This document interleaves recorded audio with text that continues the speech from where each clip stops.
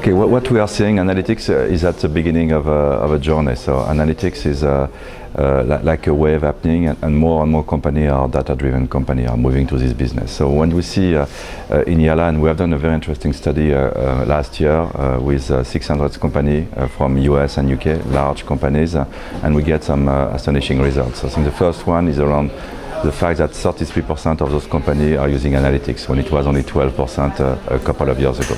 The second one is that 62% of those companies are using analytics, have identified chief data officer or chief analytics officer as part of their organization, which shows, I think, the commitment of those companies to drive analytics data-driven mindset. And the third is that 68% of the people that we did the survey on realize that their management have an analytics mindset, meaning that their management is committed to drive analytics as part of their business. That's point number one. Point number two is that we see that 33% of the company are using data but are not sure about the way they are using it. And that's something which is very interesting as long as we know that those companies are driving this in a way, are leveraging data and technology to drive this data. And at the end of the day, 22% of those companies are thinking that they get real value coming from analytics, which shows, I think, that we are still far away from having efficiency in the way we organize our data. That's point number one. When you look at the second dimension, which is the industry dimensions, analytics come from the customer environment. So which means that companies and industries with large customer base, large data that they are using drive the analytics journey.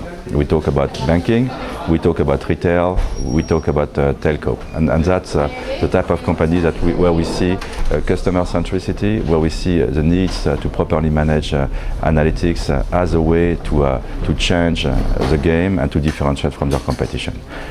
Moving from there, we move to industries where analytics can become a real differentiator. So talking about healthcare, talking about pharma companies, talking about consumer goods, and also today we see a lot of administrations looking at analytics to properly manage the way they can anticipate on fraud, they can anticipate on risk coming from the business.